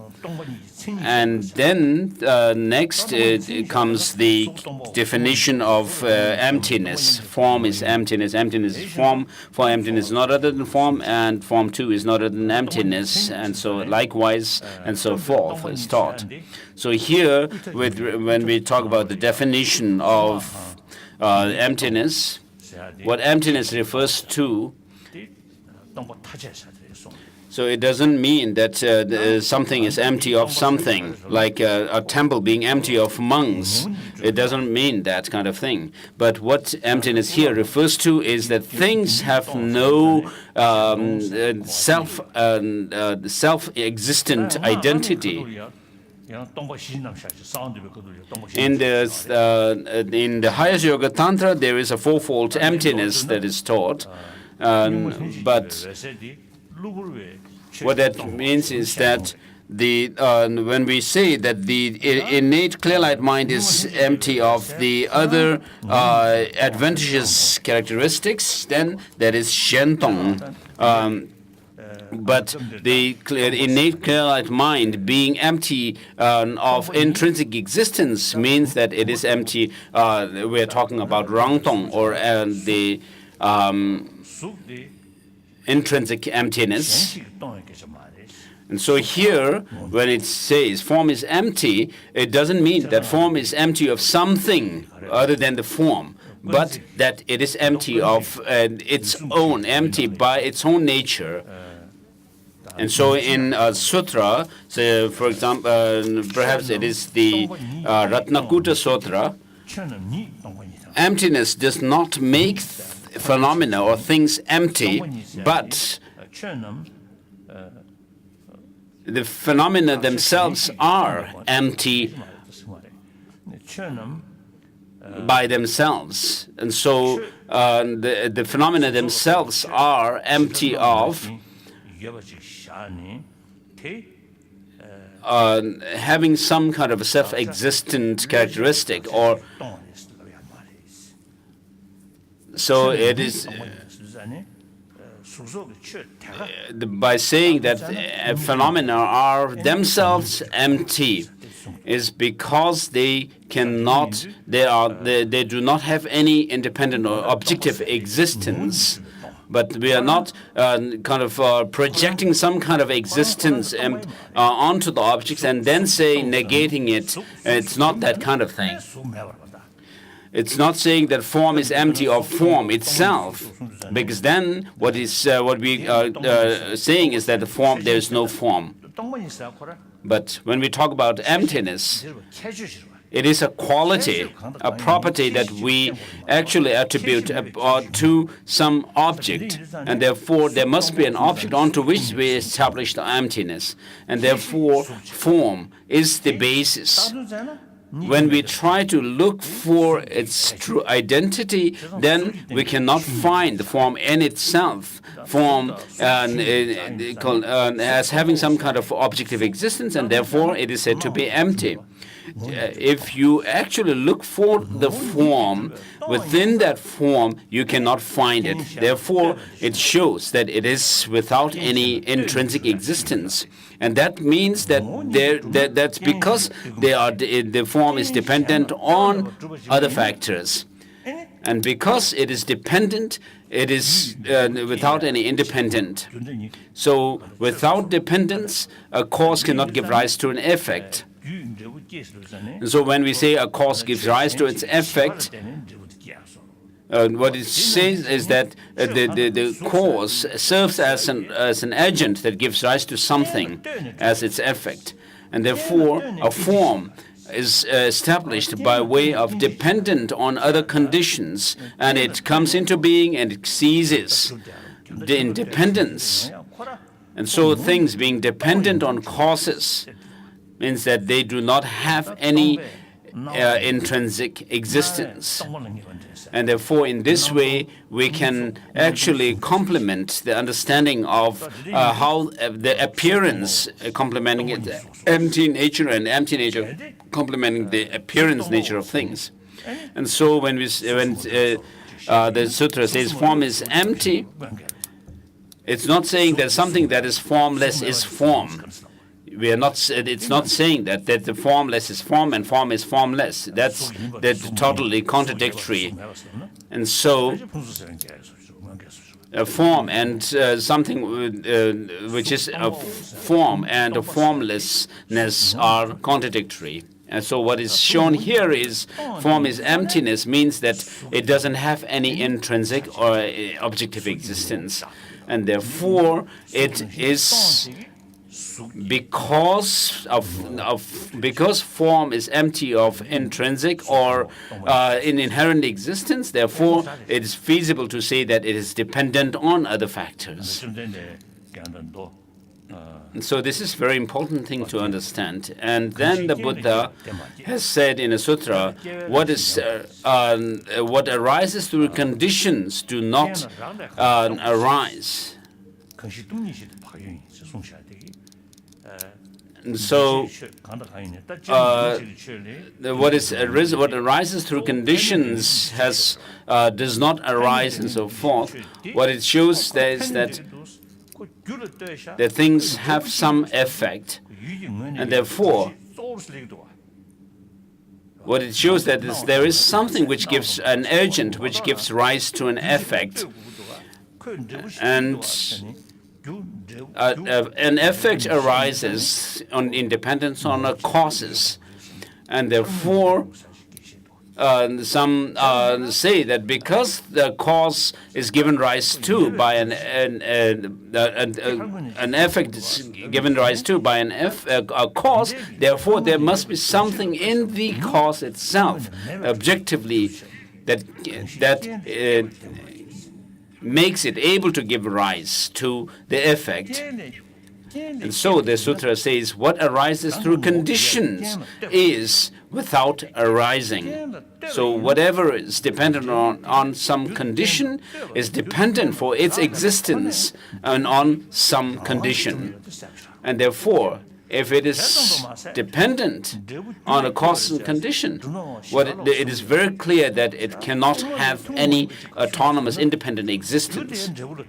And so, of course, all the four schools of philosophy within Buddhism say that things, the results are dependent on their causes, whereas the Madhyamakas say that not only is the effects dependent on the causes, but the causes themselves are dependent on the effects.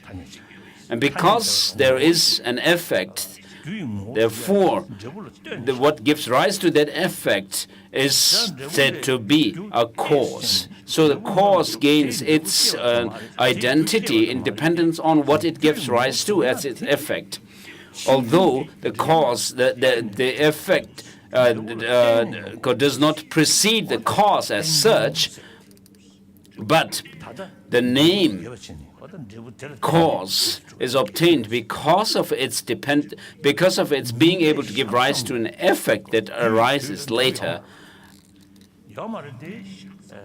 So we are not talking about the effect being here now when the cause is there, but the thing becomes a cause because it is going to give rise to some effect. And therefore, it is merely through designation, nominally, that the cause gains its identity in dependence on the effect. And therefore, the cause is dependent on or related to the effect, is what the Madhyamakas say. Only the Madhyamakas are able to say that. And then the action and the actor, the agent, are also dependent, mutually dependent.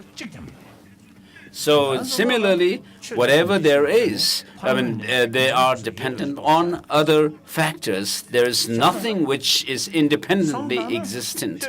For us, things appear to have some kind of independent objective existence. But if you really think closely, you will find that nothing exists by way of in and of itself. Nothing is independent, but they are dependent. And therefore, what appears to us that things have some kind of an independent objective existence is an illusion, is a false perception. So although things do appear like that, but they do not have such a way of existence. And therefore, the form is empty, and emptiness is form, is said. And then with regard to these two, the appearance and the emptiness, are they two different entities? No. The emptiness becomes the property or the quality of the form itself. And the form is the basis onto which the emptiness is established. And so the form becomes the basis of the property, and then the emptiness becomes its quality or the property.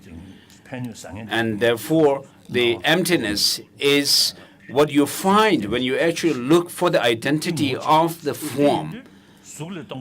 And because it is empty, therefore it can arise, there is the possibility of a form, the appearance of the form.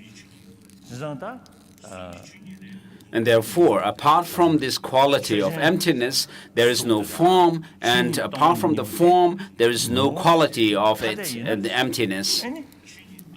And therefore, the object, the form and the emptiness, if they were two distinct entities, unrelated, and then when you realize emptiness, it will not actually undermine the clinging to a true existence of a form as well. And therefore, in the Samdhinimochana Sutra, if the two truths were two distinct entities, then there are four faults, and then if they are of the same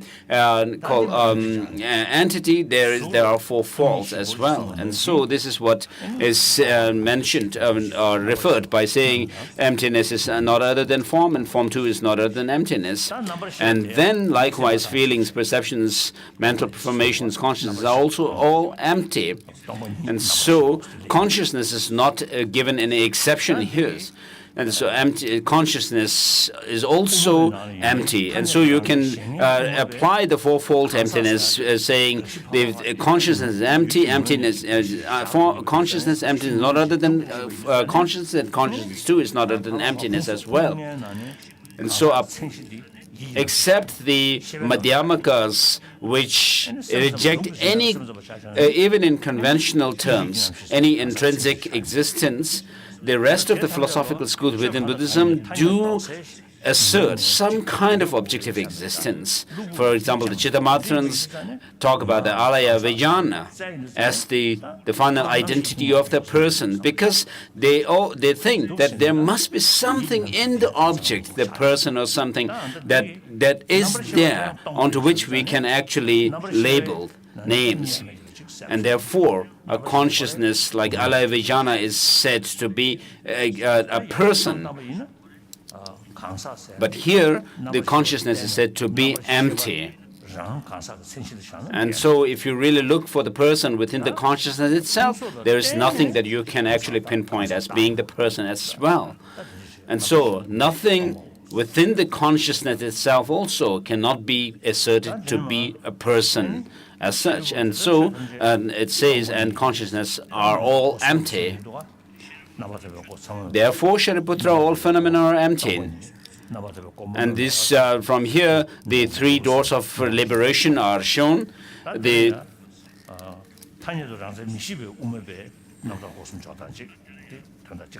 emptiness, the wishless, the signlessness and wishlessness are shown.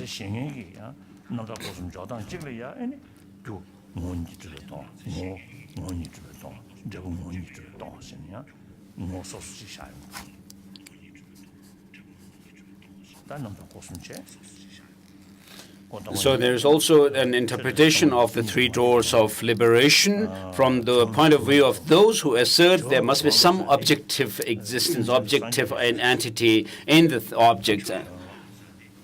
And then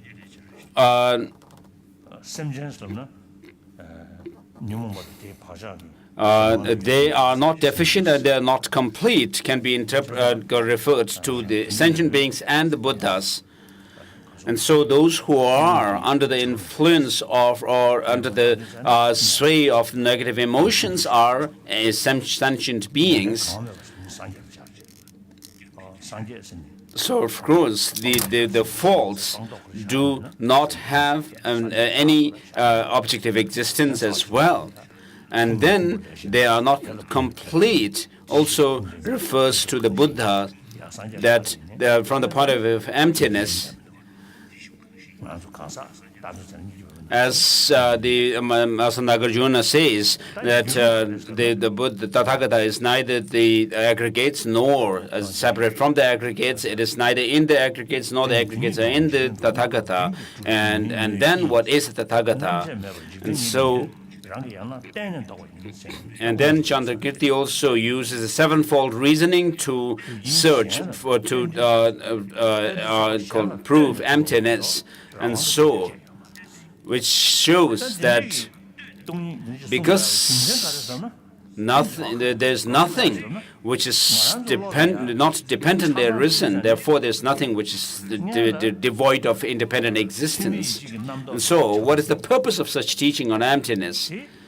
Of course, when we become attached or become angry, what happens is there is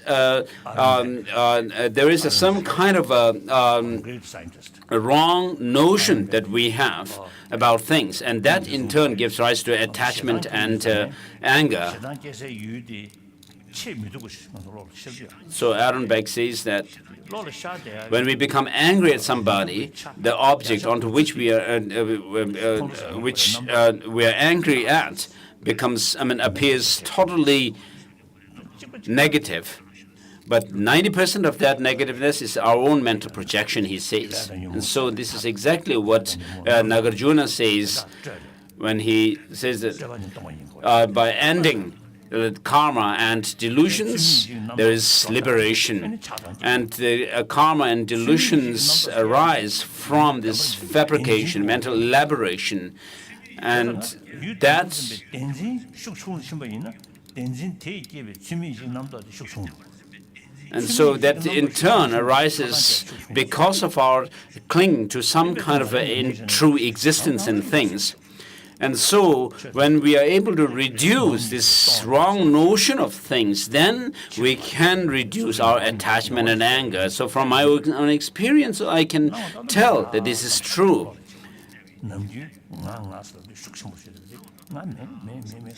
So when I think that things do not have any existence, the way they appear to me is not how they exist. And so when that awareness is there, then it helps to reduce the anger or attachment. But when you meditate or cultivate compassion or loving kindness, it doesn't directly kind of undermine this kind of clinging to true existence. And so the meditation on emptiness is in order to overcome our negative emotions, and it's not just some kind of a mental exercise for nothing. And so in the King of Sutras, Concentration Sutra, it is said that the world may meditate on single-pointed absorption, but then they still are not able to do away with these negative emotions. And so what is there left to be done? And then it goes on to say that if you meditate on selflessness of things, then it will reduce and our anger or attachment. And then as they are reduced more and more, finally what happens is you reach a state of liberation from these negative emotions. So however water may be turbulent or muddy, but the basic nature of the water itself is not muddled. Because if you leave the water alone, then the dirt settle down and then the clear water shows.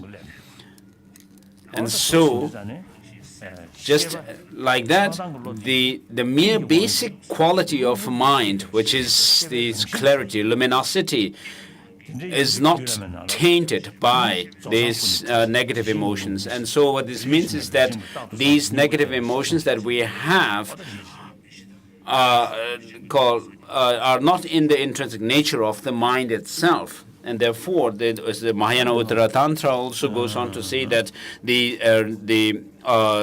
Buddha's body shines forth and so forth.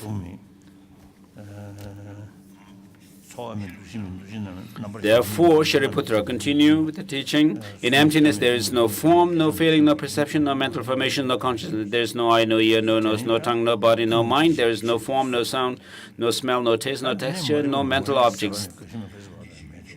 So these mention the form and so forth, the sources of consciousness, and there is no I element and so forth, and then there is no ignorance, there is no extinction of ignorance and so forth, which shows that the 12 links of dependent origination, and likewise there is no suffering, origin, cessation, or path,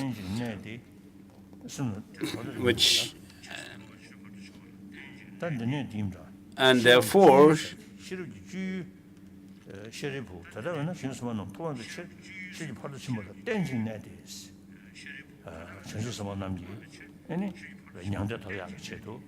so therefore, Shariputra, since bodhisattvas have no attainments down, shows the object of the wisdom. And so the purpose of meditating on emptiness by the bodhisattvas is that having no obscuration in their minds, they have no fear, and by going utterly beyond error, they will reach the end of nirvana. And so as a result of the meditating on emptiness, what all the Buddhas too, who abide in the 3 times, attain the full awakening of unexalted perfect enlightenment by relying on this profound perfection of wisdom. So I'll stop here for today.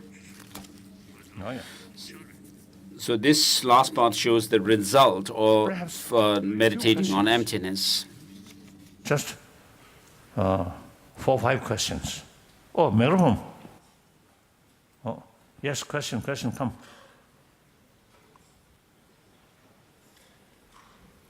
Now only 15 minutes. Ваше Святейшество. Намасте, Ваше Святейшество. У меня есть вопрос, связанный с перспективами строительства буддийского храма в городе Москве. В Москве создана инициативная группа из числа общественности с целью решения этой задачи. Нашу идею поддерживает президент России. Она нашла поддержку во всех уровнях исполнительной и законодательной власти. Поддерживается также мэром города Москвы. Я знаю, что вы проинформированы об этом. Исходя из этого, вопрос. Скажите, Ваше Святейшество, какие дополнительные функции... Not much time. Short. Какие дополнительные функции вы могли бы рекомендовать буддийской общины данного храма с учетом специфики существования и развития буддизма в России? Ну и ваши отношения. Поддерживаете ли вы эту задачу? Спасибо. And what could be the functions of the Sangha of this temple, taking in consideration the special conditions of Moscow and Russian Federation? I already mentioned to the concerned people that Buddhist temple must be learning center. I always emphasize everywhere among Tibetan community, refugee community, and also inside Tibet, and also in the Himalayan range, and also you see Japan. I always emphasize every Buddhist temple should be learning center.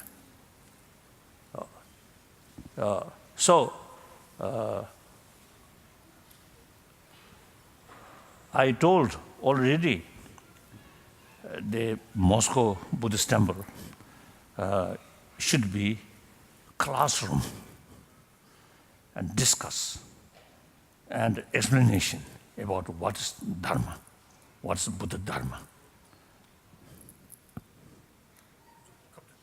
Oh, no, yes, like that.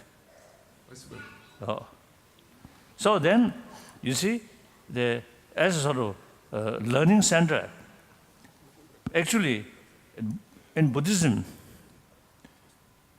see, actually, Buddhism, way of Buddhism is, firstly, like here, you see, mentioned about the present reality. Then analyze the nature of these things. Then develop wisdom which understand the deeper reality. So that reduce the certain destructive emotion which entirely based on appearances. That gradually reduce. So therefore, Buddhism, in order to practice Buddhism, you should have fuller knowledge about the present thing, external thing. So quantum physics also very useful. And then internal thing about mind. So that part we should consider as a Buddhist science, not Buddhist religion. So we already sort of worked, we already start, sort of say, compile out of 300 volumes, Buddhist canon, three parts: Buddhist science, Buddhist philosophy, Buddhist religion. So Buddhist religion meant for Buddhist. Buddhist science, certain Buddhist concept or philosophy is universal. So this center eventually, you see, should be a center where you can learn, you can discuss, and some sort of serious discussion with modern scientists. Or that center also it can be used to further promotion of religious harmony. Thank you. Next question. Здравствуйте. Сегодня уже говорили о реинкарнации, и меня зовут Марис Дрешманис, я представляю Институт реинкарнационики. Ребята из разных стран изучают прошлые воплощения. Хочу задать вопрос, который нам задают очень часто. Следует ли изучать прошлые жизни, если мы их от рождения не помним? Какое ваше личное мнение на этот счет? Можно ли это рекомендовать, или следует сфокусироваться на этой жизни и на событиях из этой жизни? Do you think is it worth trying to learn about your previous lives, since we don't remember our previous lives normally? Is it do we need really to concentrate on trying to find out what were our previous lives, or shall we concentrate on this present life? Past life already passed. whether good or bad, already passed. Like yesterday, whether happy day or unhappy day, already passed. The important is tomorrow, or next year, or next century, next decade, next century, and next life. That's more important. As I mentioned earlier, you see, the old major religious tradition, you see, dealing with or concern about, you see, the 3 points. So I mentioned the first point about Atma or self, I already mentioned. And then second, the theistic, according to theistic religion, this very life is the beginning of the I or self. And not very clear. Then third, whether there is end or not about this life. Some Buddhist school of thought, when you reach Mahaparinirvana, then no longer, eventually you disappear. So that's some Vivasek school of thought accept that. Rest of all Buddhist school of thought, no end, that I, that self. So it's in Buddhist, since self, I, designated on the combination of body and mind. So when we investigate whether there's beginning or not, or whether there's end or not about self, we must investigate the continuation of mind, because the continuation of mind is the continuity of the mind is the basis of self. Therefore, when we investigate the beginning or end of the self, we must investigate the continuation of mind. So that is the basis. Any phenomena who is momentarily changing. Of course, in this, we can't see momentarily changing through the naked eye we can't see. Of course, decay, after a few weeks, it decay and die. That we can see. That decaying is possible because of, now, for example, the obvious change within 1 week, that change must take place every day. Within day must sort of change within hour, within minute, within second. So use our sort of analyzation. Then we can see these things are changing. We can see finally die. So there must be momentarily changing.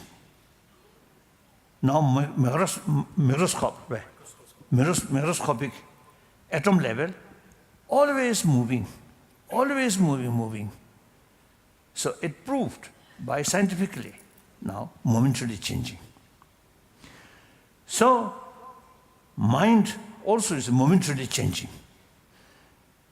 anything which momentarily changing, that change not due to third causes, but the very causes which produce these things.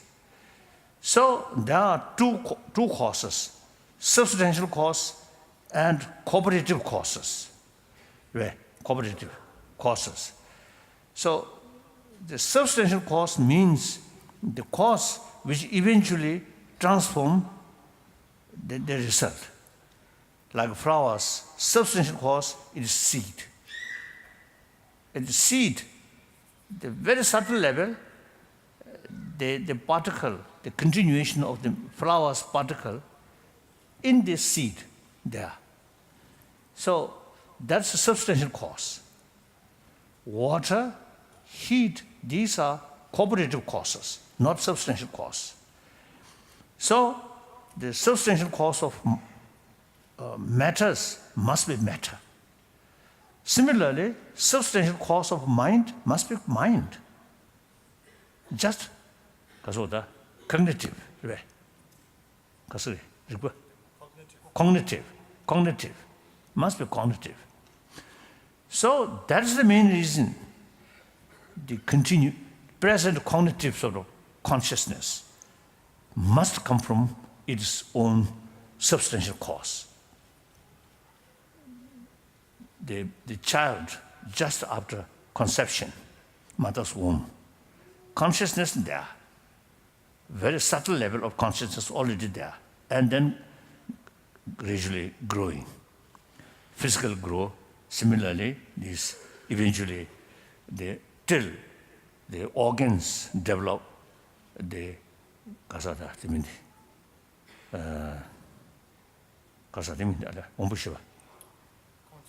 Sensory consciousness. Sense of Sensory consciousness. or sensory level not yet developed. So the consciousness already there. So that must come from continuation of previous mind, previous consciousness. So that's the main reason there must be continuation of consciousness. Similarly, this body, the substantial cause of this body at the time of Big Bang happened, already there. So the substantial cause of particle, including this body's substantial cause is concerned, continuation, no beginning. The Big Bang, about I think, 13 billions, 13 billions ago, Big Bang happened. The substantial cause, continuation of substantial cause of this body already there. That also, previous sort of what's the previous what's the continuation of particles. So from Buddhist viewpoint, the Big Bang, not only one, but beginningless of Big Bang. The scientists now so far, of course, difficult to examine, only analyze. If this Big Bang, 13 billions ago, if we accept that is the first one, then what cause of that? At least, you see, tremendous sort of pressure. So explosion take place. So there must be causes. So that cause, from where it comes? If you accept God, then of course, good. But still, a lot of questions.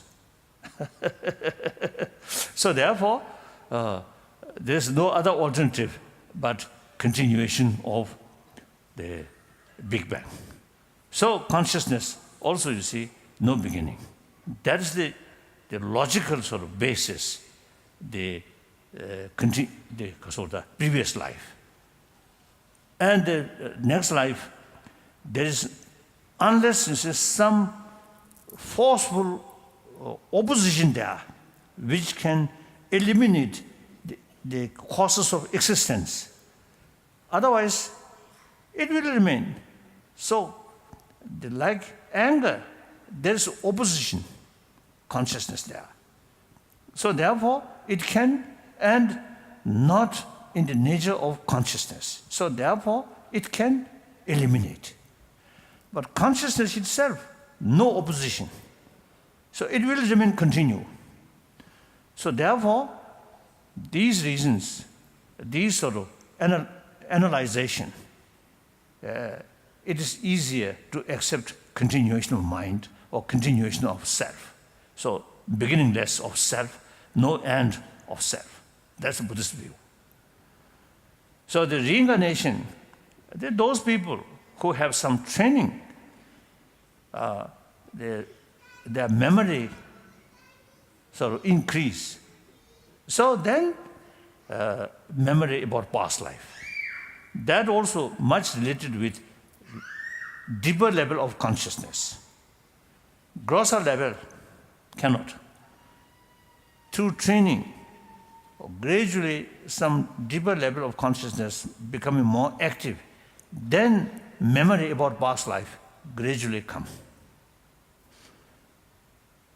And then further sort of sharpening mind, then possibility to know future event. Like that. So in any way, you don't concern about past life. It's already past. So now think future. Future depends present. So present life is most important. So your present life means the present decade. Present decade, further this year, present month, present day. So you should be meaningful life each day. That's the best way to get guarantee of next good life.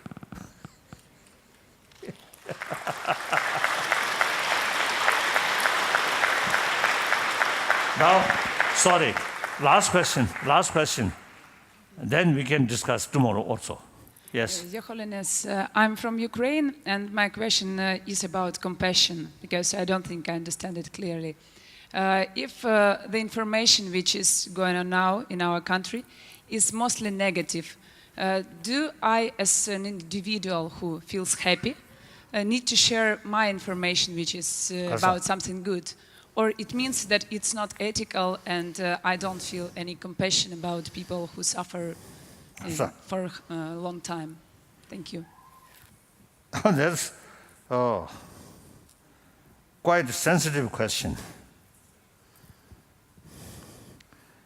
I think these things, as Shantadeva advised us, we must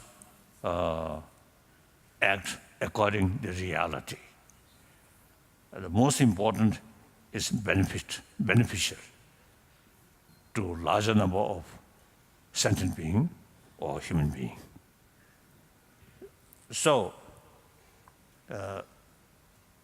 analyze the situation, and if the situation or reality is such, telling more negative things, something benefit, then tell negative things.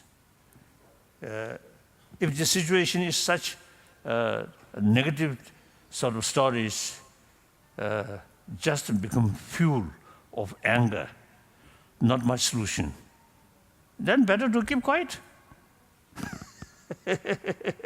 So judge, what's the value? What is the benefit? So the Vinaya also is mentioned.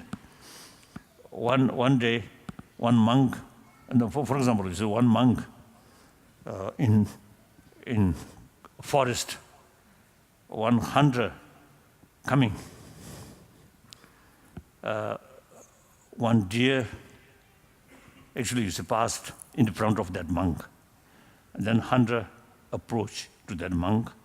Have you seen deer? Actually, monk saw that. If he tell truth, or deer go that way, went this way, then hunter may follow, so may kill. So then at that time, monk should not tell truth. Instead of seeing the deer monk should mention, I saw one bird, like that. So a little bit sort of untruth. But in order to save the life of the deer. So some, or say the greater benefit to large number of people telling lies. Also positive. Something harmful, tell truth, negative, clear. You must judge the reality. In any way, violent method is always wrong. That we can say definitely. I think this morning also, I mentioned, this century should be a century of dialogue. This is not century of violence. I always mentioning President Bush, my very close sort of friend. I respect him. I love him. But his policy involved violence. So result, unexpected result happened. So any violent method or use force or showing force is wrong way, wrong method. That is general in everywhere, Africa or Latin America or North America, Europe or Middle East, and including Ukraine, anywhere, East, everywhere. Use force is outdated. Showing force bring more fear, more distrust. More distrust, you never solve problem. With trust, with respect, with understanding, then can solve problem. That's the only way. That's the practical way. Thank you. Good night now. See you again tomorrow.